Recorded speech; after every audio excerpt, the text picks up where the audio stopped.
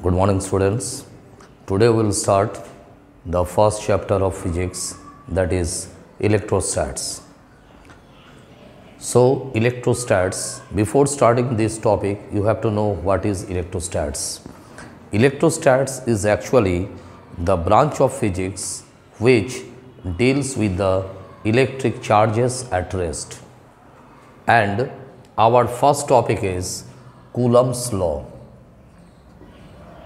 Coulomb's law. Question is, what is meant by Coulomb's law? Coulomb's law states that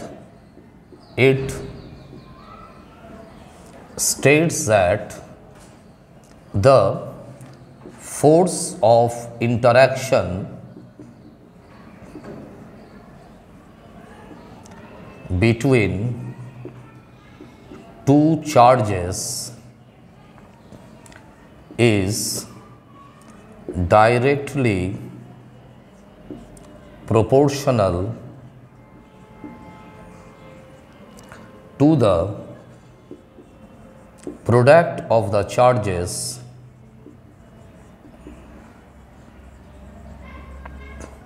and inversely proportional to the square of distance between them.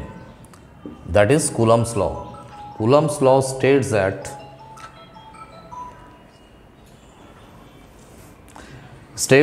the force of interaction between two charges is directly proportional to the product of the charges and inversely proportional to the square of distance between them.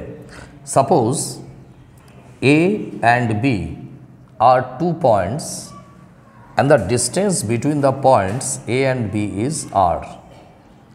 At A, we place a charge Q1 and at B, we place another charge Q2. So, when two charges are interacting, then what has happened? A force is exerted between them, and this force is either attractive or repulsive in nature depending on the nature of charge taken. This is the reason because we take force of interaction. Force of interaction means either force of attraction or force of repulsion. It depends on the nature of charge taken. Now, as per Coulomb's law, force of interaction, that is F, is directly proportional to the product of charges F versus Q1 and Q2, and F is inversely proportional to the square of distance between them. So, F versus 1 by R square. Take it equation 2. Now, from 1 and 2, we get F versus Q1 Q2 by R square.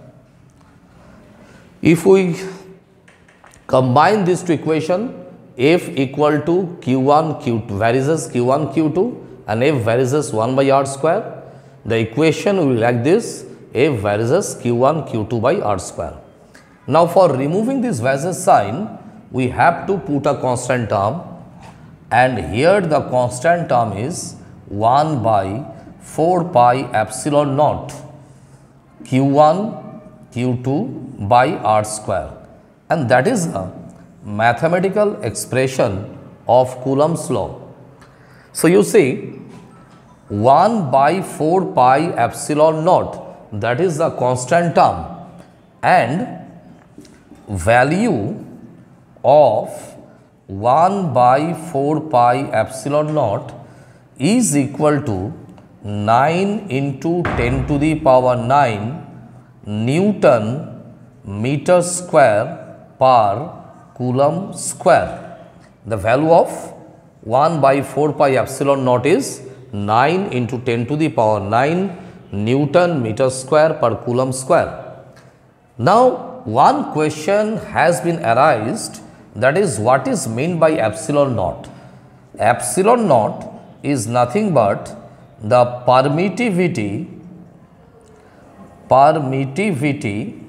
of free space or vacuum. Permittivity of free space or vacuum. That means if the charges are kept in air or in vacuum, then the constant term along with 1 by 4 pi, you have to take epsilon naught, and that is the permittivity of the free space or vacuum. So, this is the mathematical expression of Coulomb's law.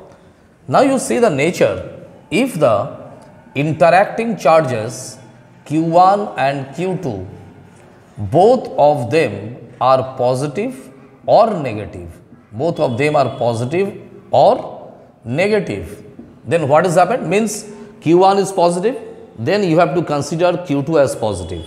If you consider Q1 as negative, you must consider Q2 as negative. Then the similar charges are interacting. So, when similar charges are interacting, then the force is repulsive in nature. Force is repulsive in nature. That means repulsion is taking place. But if dissimilar charges are there, if Q1 is positive and Q2 is negative, then the forces are attractive in nature. So, forces are attractive or repulsive, that depends on nature of charge chosen, and that is why the term is used, force of interaction. Okay? So, Coulomb's law is over. Now, we want to know about the relative permittivity. Its another name is dielectric constant. Dielectric constant. Suppose suppose Q1 and Q2 are kept in air. Firstly, these two charges Q1 and Q2 are kept in air. Then force of interaction F air is equal to 1 by 4 pi epsilon naught Q1 Q2 by R square. This is taken as equation 1. Now, the same charges Q1 and Q2, now the same charges Q1 and Q2, they are kept in any medium other than air or vacuum. Then what will happen? Then if medium is equal to 1 by 4 pi epsilon. Keep it in your mind, when the charges are kept in air, epsilon naught is used. Now, when the charges are kept in medium, then epsilon is used. Okay? So, 1 by 4 pi epsilon Q1 Q2 by R square, that is equation 2. Epsilon is permittivity of the medium chosen. Medium. Epsilon is the permittivity of the medium. So, if we divide first equation by second, the expression will be like this: F air by F medium is equal to 1 by 4 pi epsilon naught Q1 Q2 by R square by 1 by 4 pi epsilon Q1 Q2 by R square. Q1 Q2 by R square are cancelled out, 4 pi cancelled out. So, F air by F medium is equal to epsilon by epsilon naught. So, F air by F medium is equal to epsilon by epsilon naught, and this ratio epsilon by epsilon naught is considered as epsilon r. Now the question is, what is epsilon r? Epsilon r is relative permittivity or dielectric constant. So epsilon r is equal to F air by F medium. So by using this relation, we can find the definition of epsilon r.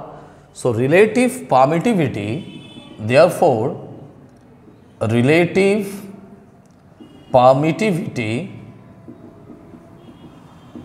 is defined as the ratio of force exerted when charges are kept in air to the force exerted when charges are kept in a medium, and that is relative permittivity. It is denoted by epsilon r. So we just recap what we people are trying to make you understand. We start the topic, we start the first chapter, that is electrostats, and first topic of electrostats is Coulomb's law. Coulomb's law states that the force of interaction between two charges is directly proportional to the product of the charges F versus Q1 and Q2, and inversely proportional to the square of distance between them, that is F versus 1 by r square. So we get two equations, one F versus Q1 Q2, second one F versus 1 by r square. So by combining these two equations, we get F versus Q1 Q2 by r square. So for removing the versus sign, you have to put a constant term, and here the constant term is 1 by 4 pi epsilon naught.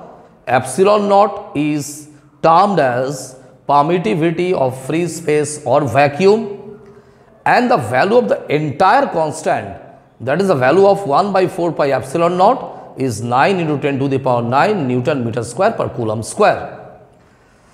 So when force is attractive in nature, when interactive charges are of opposite, means if one positive and one negative charge are brought closer to each other, then force of interaction is nothing but force of attraction. And when the similar charges, like both of them are positive charge or both of them are negative charge, are placed closer to each other, then force of interaction is repulsive in nature. Our next topic is dielectric constant. I repeat it once again. So two charges Q1 and Q2 firstly are kept in air, then F air is equal to 1 by 4 pi epsilon naught Q1 Q2 by r square. Take it equation 1. And when the same charges are kept in a medium other than air or vacuum, then it will be F medium, and then epsilon naught is replaced by epsilon. Epsilon is the permittivity of the medium. So F medium equal to 1 by epsilon Q1 Q2 by r square. Take it equation 2. Dividing 1 by 2, we get F air by F medium equal to 1 by epsilon naught Q1 Q2 by r square by 1 by epsilon Q1 Q2 by r square. So by cancelling, we get F air by F medium equal to epsilon by epsilon naught, and this ratio epsilon by epsilon naught is called epsilon r. Epsilon r is what? It is a relative permittivity or dielectric constant. So dielectric constant or relative permittivity is the ratio of force exerted between the charges when they are kept in air to the force exerted between the same charges when they kept in any other medium other than air or vacuum. So that is the definition. So today we deal with the Coulomb's law and relative permittivity or dielectric constant, and in the next class we will continue electric field and all. Till then, goodbye.